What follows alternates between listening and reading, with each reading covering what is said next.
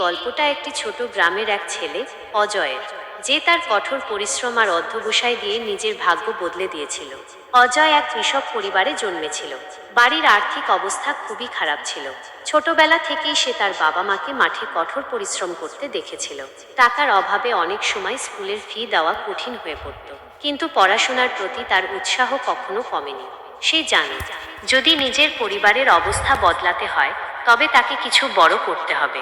প্রতিদিন ভোরে সূর্য ওঠার আগেই সে উঠে পড়ত, বাবার সঙ্গে মাঠে কাজ করত এবং তারপর স্কুলে যেত। স্কুল থেকে ফিরে আবার মাঠে সাহায্য করত এবং রাতে প্রদীপের আলোয় পড়াশোনা করত।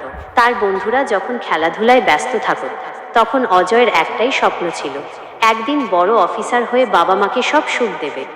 গ্রামে ভালো পড়াশোনার সুযোগ ছিল না, না ছিল কোনো কোচিং, না ছিল সঠিক উপকরণ। কিন্তু অজয় হাল ছাড়েনি। সে পুরনো খবরের কাগজ থেকে তথ্য সংগ্রহ করত, লাইব্রেরিতে বসে ঘন্টার পর ঘন্টা পড়াশোনা করত, আর যে বই পেত তা বারবার পড়ত। অনেকবার ব্যর্থতাও এসেছিল। প্রথম চেষ্টায় সে সরকারি পরীক্ষায় পাশ করতে পারেনি।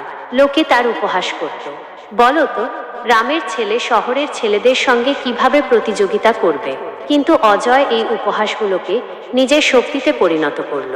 সে নিজের ভুল থেকে শিক্ষা নিল, নিজের দুর্বলতা খুঁজে বের করল এবং দ্বিগুণ উদ্যমে আবার পরিশ্রমে লেগে পড়ল। তৃতীয় চেষ্টায় অবশেষে তার পরিশ্রম সফল হলো।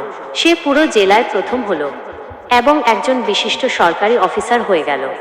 যে গ্রামে একসময় লোকে তার পরিশ্রম নিয়ে হাসাহাসি করত, আজ সেই গ্রামেই লোকে তাকে উদাহরণ হিসেবে দেখায়। অজয় শুধু নিজের জীবনটাই বদলালো না, বরং তার বাবা মার মাথা গর্বে উঁচু করে দিল।